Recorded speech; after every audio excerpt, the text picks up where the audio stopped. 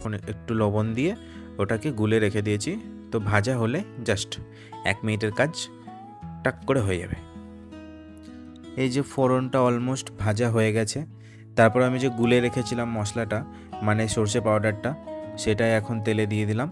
তারপর একটু হালকা করে কষিয়ে নেব। হালকা করে কষিয়ে, বেশি কষালে আবার তিতো হয়ে যায় শুনেছি। তো হালকা করে কষানোর পর এর মধ্যে একটু হলুদ গুঁড়ো দিয়ে দেবো কালারের জন্য। ব্যাস, তারপরে জল দিয়ে এটাকে ভালো করে ফোটাতে হবে। যখন ফোটা স্টার্ট করবে তখন এটার ভেতরে আমরা মাছ দিয়ে দেবো। এই যে আমাদের ঝোল ফোটা স্টার্ট হয়ে গেছে। তো এবার মাছগুলো আমি দিয়ে দেবো এখন। মাছগুলো দিয়ে এবার ঢাকা দিয়ে দেবো কিছুক্ষণের জন্য সেদ্ধ করার জন্য। ওই মাঝে একবার ঢাকাটা খুলে নিয়েছিলাম মাছগুলো উল্টে দেওয়ার জন্য। তারপরে মাছগুলো উল্টে আবার 2 মিনিটের জন্য ঢাকা দিয়ে দেবো, তাহলে আমার রান্না কমপ্লিট। এই যে এখন রান্না শেষ। এবার আমি এটাকে বন্ধ করে দিচ্ছি।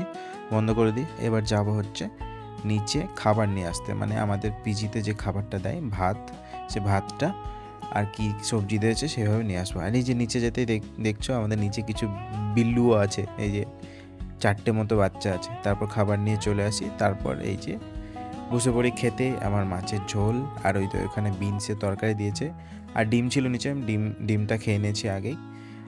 তো মাছের ঝোলটা দিয়ে আমি ভাতটা খাবো, সেই জন্য মাছের ঝোলটা নিয়ে নিলাম। তো আমার তো বেশ ভালোই লেগেছে। এখন তোমাদের দেখে কেমন লাগছে তোমরা প্লিজ কমেন্ট করে জানাবে। তো সবাইকে অনেক অনেক ধন্যবাদ আমার ভিডিওটা পুরোপুরি দেখার জন্য। তো কারো কিছু সাজেশন থাকলে, কারো কিছু ভালো আইডিয়া থাকলে আমাকে নিচে কমেন্ট করে জানাবে। আমি কিভাবে আমার ভিডিও ইমপ্রুভ করতে পারি, কিভাবে আমার ভয়েস ওভার ইমপ্রুভ করতে পারি, সবাই আমাকে কমেন্টে জানাবে যে এইভাবে করলে ভালো হয়, এই মিউজিক ইউজ করলে ভালো হয়, বা এই ভিডিওগুলো এইভাবে দিলে ভালো হয়।